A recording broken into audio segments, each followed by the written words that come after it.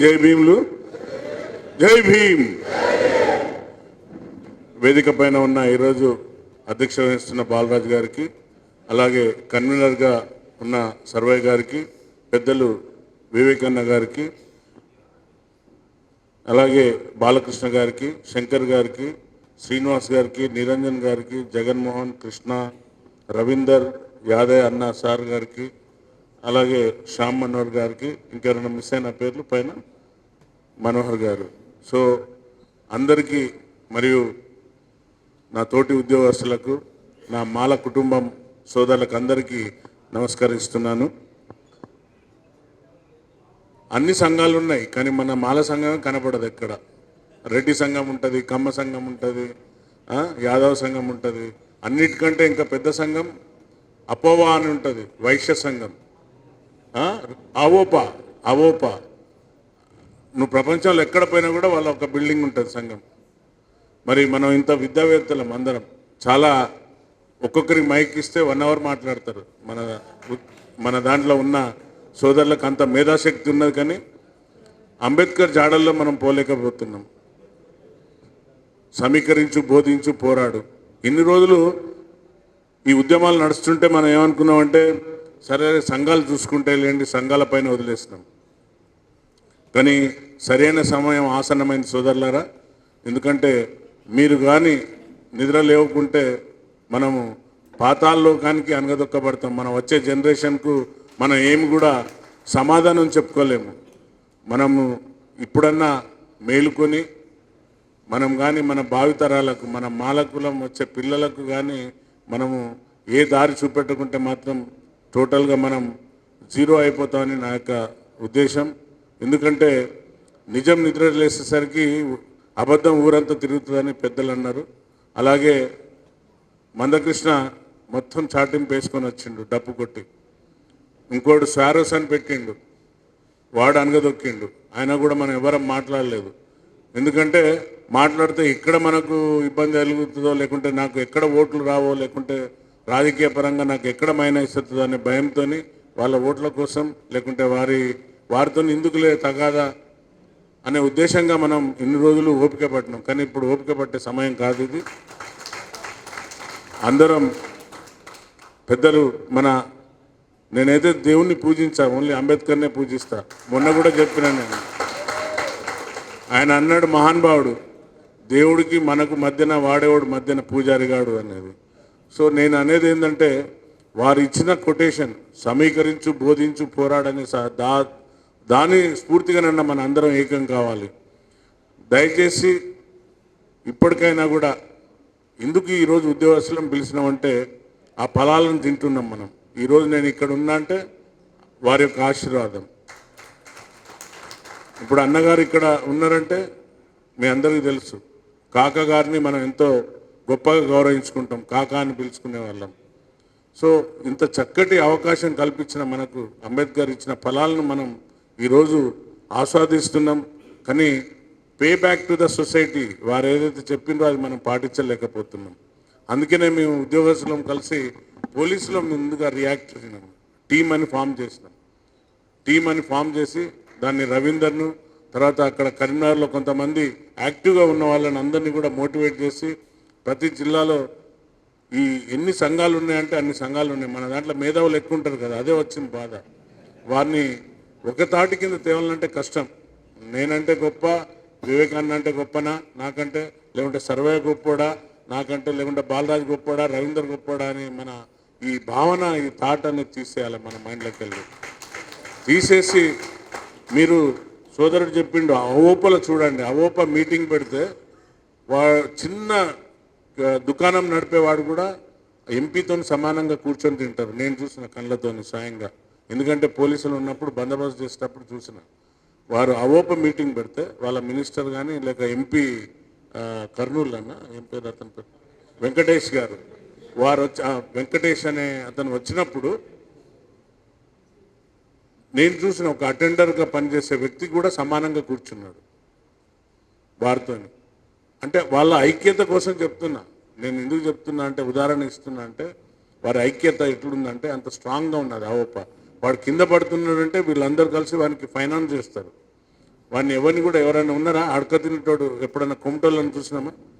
ఎక్కడన్నా చూసారా? ఎక్కడ కూడా కనపడరు మనకు. వానికి వీలైతే వారి సొసైటీ నుండి అవోప నుండి ఆ చిట్టి నడుపుతారు, వారి సంఘం చిట్టి. ఆ సంఘం చిట్టి నుండి వాడిని డబ్బులు ఇచ్చి వాడిని లేపుతారు తప్ప వాడిని అనగదొక్కరు. కానీ మన దగ్గర దురదృష్టకరం ఏంటంటే మన మేధావితనం, మన అది ఎక్కువ, మనకు బ్రెయిన్ ఎక్కువ పనిచేస్తుంది. దాంతో మనం ఎవరికి కూడా చెప్పుకోలేము. నేను మాలోని అని పక్కన సీట్లో కూర్చున్నాను కూడా చెప్పాం. ఎందుకంటే నేను మొన్న కూడా ఎగ్జాంపుల్ చెప్పిన, నేను కమిషనర్గా పనిచేసిన నా ఆఫీస్లో పనిచేసే వ్యక్తి కూడా కానిస్టేబుల్ పోయేటప్పుడు వచ్చి సెల్యూట్ కొట్టి సార్ నేను మాలోనే సార్ అని చెప్తున్నాడు. అరే ఏంద్రా ఇన్ని రోజులు ఎందుకు చెప్పలేరా అంటే దర్ ఇస్ నో ఆన్సర్. అంటే అంత దురదృష్టకరం అన్నట్టు చెప్పుకోలేము మనం. ఇప్పుడు అదే అవుతుంది. మనల్ని కార్నర్ చేసిండ్రు. కార్నర్ అంటే భయంకరమైన కార్నర్. మనకు తెలుస్తలేదు సోదరులారా, మన భవిష్యత్తు తరానికి మాత్రం చాలా పెద్ద పెట్టవుతుంది. అందుకనే అన్నగారు, వివేకన్న గారు మా అందరినీ ఎమ్మెల్యేస్ని అందరినీ కూడా ఒక తాటి మీదకి తీసుకొచ్చిండ్రు. కానీ ఇంకా వాళ్ళు కొంచెం వెనక ముందు భయపడుతున్నారు. బట్ నేను అన్నతో ఉన్నాను, మీరు కూడా మాతో ఉండండి. తప్పనిసరిగా ఈ ఉద్యమాన్ని మీరు కానీ గ్రామాలలో అందరినీ మేలుకొల్పి తోటి ఉద్యోగులను అందరినీ ఒక్క తాటి మీద తీసుకురాకుండా మాత్రం చాలా ప్రమాదకరంలో పడుతున్నాం. మనం అందరం ఏకమై సర్వే గారు చెప్పినట్టుగా నెక్స్ట్ ఒక 10 లక్షల కంటే తక్కువ కాకుండా హైదరాబాద్లో కానీ మాలా సభ పెట్టి ఇది కానీ గవర్నమెంట్కి పోకుంటే మాత్రం చాలా ప్రమాదకరం. అలాగే చాలా సంఘాలు ఏర్పడ్డాయి. ఇప్పుడు ఆయన పెద్ద ఆయనకు చెప్పిండు, అన్న కూడా చెప్పిండు, ఆయన రావయ్య నీకు ఎమ్మెల్సీ ఇప్పిస్తామన్నా కూడా ఆయన ఊకే కొట్లాట. ఆయనకు నేనే గొప్పని ఏం పేరు ఆయన పేరు చెన్నయ్య గారికి చెప్పిండు అన్న కూర్చునబెట్టి, అరే ఇప్పుడు సర్వే గారిని మేము కన్వయ్య గారు పెట్టినాం, ఓన్లీ ఎంప్లాయీస్ను అసోసియేషన్స్ అన్నింటినీ కూడా ఒక తాటి మీదకి తెచ్చేదానికి పెట్టినాం, నువ్వేం వరి కాకు, నీ హోదా నీ పదవి నీకు నువ్వే గొప్పని అని చెప్పినా కూడా అతను అర్థం చేసుకుంటలేడు. ఎంతసేపు సర్వయ్య గారికి ఫోన్ చేసి నేనే కదా కన్వీనర్ నువ్వెట్లా పిలుస్తావు అని ఈ విధంగా చొక్కాలు చించుకుంటున్నారు. కాబట్టి దయచేసి నేను మన ఎంప్లాయీస్ని ఈరోజు పిలవడానికి కారణం రవీందర్కి చెప్పి అందరిని ఎంప్లాయీస్ని పిలిచి ఒక రూఫ్ కింద తీసుకొచ్చి ఈ మన మెసేజ్ పోకుండా మాత్రం కష్టం. మొన్న నేను ధర్నా చేసినాం అందరం. రాహుల్ గాంధీ గారిని కామెంట్ చేశారు బీజేపీ వాళ్ళు. ఒక్కొక్కడేమో టెర్రరిస్ట్ అన్నాడు, ఒకడేమో నాలుక కోసేయాలని అన్నాడు, ఇంకోడేమో మీ నానమ్మకు పట్టిన గతే పడుతుంది అన్నారు. సో ఎందుకు మేము ఇది చెప్తున్నా అంటే ఇది వేదిక కాదు, కానీ ఎందుకు చెప్తున్నా అంటే బీజేపీ వేసే పన్నాగంలో వాడు అందులో చిక్కుకోపోయిన వాడు, మొత్తం ట్రాప్లో పడ్డాడు వాడు. ఇప్పుడు ఏం చేస్తున్నారంటే ఏదైతే కాంగ్రెస్కు పట్టుగా ఉన్న బీసీ మైనార్టీ ఎస్సీ ఎస్టీలను అందరినీ కూడా విడదీస్తున్నారు. మీరు గమనించండి బాగా, మన అందరం మేధావులం, ఒకసారి మీరు గమనించండి. చాలా ప్రమాదకరమైన పరిస్థితిలో ఉన్నాం. రాజ్యాంగం మార్చాడు అనుకున్నాం, రాజ్యాంగాన్ని కాదు, మన హక్కులను గుంజుకుంటున్నాడు వాడు. రిజర్వేషన్ను రాను పోతుంది. ఇప్పుడు అన్ని ప్రైవేటీకరణ చేస్తు, రైల్వే కూడా ఆల్మోస్ట్ ఆల్ ప్రైవేటీకరణ అవుతుంది, బ్యాంకులు అవుతున్నాయి. ఎల్ఐసిని కూడా చేద్దామంటే ఎల్ఐసిలో ఉన్న సోదరులు స్ట్రాంగ్గా కొట్లాడిండ్రు. సో ఇలాంటి విషయాలను మీరు గమనించండి. మనము మొన్న తటస్థంగా ఉన్న మన మాల కమ్యూనిటీ ఓట్లతోని కాంగ్రెస్కు చాలా ఓట్లు పడ్డాయి. ఇది ఓపెన్గా చెప్తున్నాం మీకు. మాల కమ్యూనిటీ ఎక్కడెక్కడ ఉన్నదో నేను మొత్తం నా కాన్స్టిట్యున్సీలో చూసినప్పుడు నేను అన్ని తీసుకొని చూస్తే నా కాన్స్టిట్యున్సీలో 99.9% పడ్డాయి నా మాల కమ్యూనిటీ సోదరులు ఓటాలు. కానీ వేరే అన్స్టేబుల్గా ఉన్న మాదిగ ఓట్లన్నీ చీలిపోయినాయి. కొందరు క్రిస్టియన్స్ ఉన్న మాదిగ సోదరులు వీళ్ళు మనకేశారు. సో పూర్తిగా ఐఎమ్ నాట్ డినై. బట్ ఎందుకు చెప్తున్నా అంటే మనం కానీ ఇప్పుడున్న పరిస్థితులలో అన్నగారు మొన్న సీఎం దగ్గరికి తీసుకొని మమ్మల్ని అందరినీ పోయి రిప్రజెంటేషన్ ఇచ్చినాం. రిప్రజెంటేషన్తో ఆయన ఎంత స్పీడ్గా ఉన్నాడో అంత తగ్గిండు, కొంచెం తగ్గి అన్నగారితో అన్నగారితో సపరేట్గా మాట్లాడి అది మళ్ళీ చెప్తాను ఎప్పుడన్నా ఇండివిజువల్గా ఉన్నప్పుడు ఒక విషయం చెప్పిండు. దాని ప్రకారంగా పోతున్నాం మేము.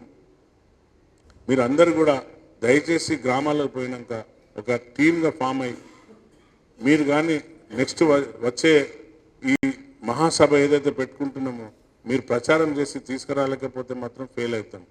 ఏమన్నా చిన్న చిన్న పనులు ఏమన్నా సమస్యలు ఉంటే మా దృష్టికి తేయండి, లేకుంటే రవీందర్ దృష్టికి తేయండి, సర్వయ్య గారి దృష్టికి తేయండి, వీరి దృష్టికి తేయండి. దానికి ఏమన్నా ఉంటే మేము ఎలా సాల్వ్ చేసుకోవాలని చేస్తాం. అందుకనే ఒక పథకం ప్రకారంగా ఒక ఒక స్ట్రాటజిక్ ప్రకారంగా అందరినీ కూడా దయచేసి మీరు అందరూ టీంలో సభ్యత్వం తీసుకోండి. 500 ఎక్కువ వద్దు, 500తో. ఎందుకంటే డబ్బులు అనగానే మళ్ళీ మన వాళ్ళు కనపడరు, పారిపోతారు. ఇది నేను పర్సనల్గా చూసిన. ఎందుకంటే నేను ఏ ధర్నాకు పోయేటప్పుడైనా కూడా లేక దేనికైనా కూడా అన్నగారు నేను ఎప్పుడు కాంట్రిబ్యూట్ చేస్తుంటాం. మీరందరూ ఐక్యం కాండినట్టు మొన్న మా ఒక్క నెల జీతాలు మా ఎమ్మెల్యే మొత్తం ఇచ్చినాం. అన్న మీద ఒక్కడి మీదనే బర్డెన్ పడుతుందని ఎమ్మెల్యేసం మేము ఉన్న 6 ఎమ్మెల్యేలం అన్నతో కలిపి 7 ఎమ్మెల్యేలు మా 2,70,000 హైకోర్టుకు ఇచ్చేసినాం.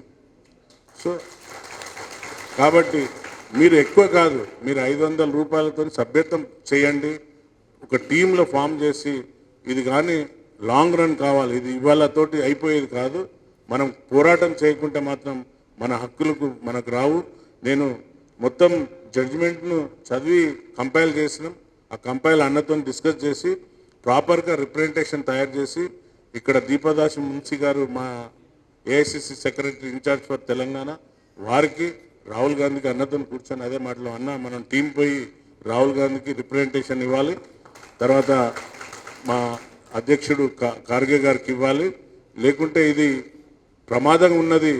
ఎందుకంటే టీం ఆల్రెడీ వారు మంత్రులతో కలిపి ఒకటి కమిటీ ఫామ్ చేశారు. సో అది ప్రమాదకరంగా ఉన్నది. ఎందుకంటే వాళ్ళు చాలా ఫోర్స్ చేస్తున్నారు, బ్లాక్మెయిల్ చేస్తున్నారు. మీ అందరికీ తెలుసు వాళ్ళు ఎలాంటి వాళ్ళు బ్లాక్మెయిల్. ఇప్పటివరకు నాకు తెలిసి నా సర్వీస్లో 35 ఏళ్ళ సర్వీస్లో ఎప్పుడు కూడా ఒక మాలోడు వచ్చి పిటిషన్ ఇవ్వలేదు నా మీద కులవీక్ష సారీ అట్రాసిటీ అయిందని ఎక్కడ కూడా నాకు దరఖాస్తు రాలేదు. ఎంతసేపు బ్లాక్మెయిల్ చేసి ఈ యొక్క అట్రాసిటీ కేసును కూడా నీరు గార్చే ప్రయత్నం ఉన్నారు. కాబట్టి మనం ఈసారి కానీ మనం అందరం ఒక టీంలో పనిచేయకుంటే మాత్రం చాలా ప్రమాదకరం. కాబట్టి మీరు అందరు కూడా దయచేసి ఇట్ ఈజ్ మై అప్పీల్, అందరి తరఫు నుండి నేను అప్పీల్ చేస్తున్నా, మీరు ఒక 500తోని సభ్యత్వం నమోదు చేయండి. నమోదు చేస్తే ఇది మంచి మెసేజ్ పోతుంది. ఎదుటోనికి కూడా భయం పుట్టింది ఆల్రెడీ. ఎందుకంటే అన్నగారు ఓపెన్గా వచ్చిండు, చలో నాగరాజ్ అప్పని చెల్లింగా నైతో ముష్కిల్ అవుతాయి, నైతో అప్పన్ మన కమ్యూనిటీకి ఏం చేయని వాళ్ళం అయిపోతాం. అప్పుడు నాన్నగారు చేసిండు, ఇప్పుడు నేను చేస్తా అని అన్నగారు ముందుకు వచ్చిండు. కాబట్టి నేను అన్నతో ఉన్నాను. ఈరోజు మార్నింగ్ మల్లు రవి గారికి కూడా చిన్నపాటి క్లాస్ ఇచ్చి వచ్చిన. ఎందుకంటే అన్నగారు ఒక విషయం చెప్పిండు, అది పోయి ఆయనకు మెసేజ్ ఇచ్చిన. సో తప్పనిసరిగా వాళ్ళు కూడా డిఫెన్స్లో ఉన్నారు. సార్ అన్నట్టు సర్వయ్య గారు అన్నట్టు సిట్టింగ్ జడ్జితో కాదు. ఎందుకంటే డివిజన్ అక్కడ 9 మంది బెంచ్తో ఇచ్చింది కాబట్టి రిటైర్డ్ జడ్జితోని మనం అడుగుదాం. రిటైర్డ్ జడ్జితోని ఏర్పాటు చేసి యొక్క చాలా క్లారిటీగా ఉన్నది, అంత ఆషామాషిగా లేదు జడ్జిమెంటు. మనం వాళ్ళు చేసే వరకు తల ప్రాణం తోకగొస్తుంది, ఎవరు చేయలేరు. అంత అన్ని అంశాలు ఉన్నాయి దానిపైన. మీరు ఒకసారి అది తెలుగులో నేను తయారు చేస్తున్నా, అతి త్వరలో ఒక 10-15 పేజీలతో అందరికీ పంపిస్తా. ఆ జడ్జిమెంట్ అందరు చదవండి. చదివితే మనం క్వశ్చన్ చేసే ప్రశ్నించే గొంతుకలు తయారవుతాం ఆ అంశంలో. కాబట్టి అందరు కూడా ఎక్కువ సమయం తీసుకొని ఆల్రెడీ 2:30 అవుతుంది. భోజనాలు చేస్తారా రవి? చేస్తారు, ఓకే. సో చాలా మాట్లాడేది ఉంది మీతో. మళ్ళొక వేదిక మీద కూర్చున్నప్పుడు అన్నగారు కూడా మాట్లాడేది ఉంది. సో మన జాతిని, మన మాల జాతిని అనగదొక్కాలని చూస్తున్నారు. ఏ ఒక్క నేను ఎమ్మెల్యేగా నిలబడితే మందకృష్ణ వర్ధనపేటకు వచ్చి మీటింగ్ పెట్టి వీడిని ఓడగొట్టండి, వీడిని టికెట్ ఇవ్వద్దు మాలోనికి అని ప్రచారం చేసిండు. అక్కడ వివేకన్న కొడుకు ఇచ్చేటప్పుడు కూడా ఇవ్వద్దని చెప్పి అక్కడ ప్రచారం చేసిండు, కొట్లాడిండు. సో ఎంత భయంకరమైన మనోళ్ళు ఎవరు కూడా ఏ ఒక్క ఎమ్మెల్యే కానీ లేకుంటే ఒక్క నాయకుడు కూడా మాదిగోళ్ళకి టికెట్ ఇవ్వద్దని ఎక్కడైనా కొట్లాడినరా? ఎక్కడైనా పోయినామా? పోలేదు. మనం ఇంత సాఫ్ట్గా ఉన్నాం. ఎందుకంటే సొసైటీ చూస్తుంది, మన అందరి మన దిక్కు మన సొసైటీ చూస్తుంది మనం ఏం చేస్తున్నాం ఏం చేస్తలేమన్నది. కానీ మాలా ఏదైతే వర్గీకరణకు వ్యతిరేకమని మనం రచించుకున్నామో అది బాగలేదు, దాన్ని మార్చాలి మనం. సర్వే గారు మనం ఏదైతే క్యాప్షన్ పెట్టామో caption is not correct. I think అన్నతో కూర్చొని మళ్ళొకటి పెడతాం మనం, ఎందుకంటే మనం వీఆర్ రెడీ ఫర్ దట్, మనం ఉన్నాం, రెడీగా ఉన్నాం. కానీ న్యాయపరంగా సెన్సెస్ చేయమంటున్నాం. సో సెన్సెస్ చేసి న్యాయపరమైన అంశాలతోనే చేయమంటున్నాం. మనం ఇబ్బంది లాక్కోలే ఇప్పటివరకు. మీరు పోండి ఎక్కడన్నా పోయి ఎవరినన్నా జాబ్ లాక్కొని మనం ఉద్యోగం ఎంజాయ్ చేస్తున్నాం, ఎవరి నోటికాడు గుంజుకోలే. వీలైతే మాలోడు ఒక 10 రూపాయలు వేరే వాళ్ళు దానం చేస్తాడు, కానీ ఎవరి దగ్గర గుంజుకొని చెయ్యి సాసినోడు లేడు. కాబట్టి ఎంతసేపు మన మీద బురద చల్లుకుంటా ఉన్నారు. దయచేసి మీరు అందరూ ఇప్పుడన్నా కానీ జాగో మాల, లేకుంటే మాత్రం కష్టమవుతుంది. మనం నిద్ర వదలకుండి మనం ఐక్యం కాకుంటే నేను గొప్ప నువ్వు గొప్ప కాదు, మన కమ్యూనిటీ గొప్ప. మన కమ్యూనిటీ పోరాటాన్ని మా పటిమతో ముందుకెళ్దాం. మేము ఉన్నాం, మేము అండగా ఉంటాం ఉద్యోగస్తులకు తప్పనిసరిగా అని మీ ముందు ఉంటామని అన్న నేను అక్కడ కూడా చెప్పినాం. మొన్న జరిగిన మహంనగర్ ఊర్లో ఏదేదో మహంనగర్లో మాట్లాడొచ్చినాం. కాబట్టి మీరు అందరూ దయచేసి ప్రతి ఒక్కరూ దీన్ని ఒక పోరాటంగా తీసుకోకుండా మాత్రం కష్టమవుతుంది. ప్రతి ఒక్కరు కూడా ఇది నాకు జాతి సమస్య, నా పిల్లల భవిష్యత్తు అని కానీ మీరు ముందుకు రాకుండా మాత్రం నష్టపోతామని తెలుపుతూ ఈ సమయం ఇచ్చిన మీ అందరికీ శిరస్సు ఉంచి నమస్కరిస్తూ ముగిస్తున్నా. జై మాల, జై భీమ్.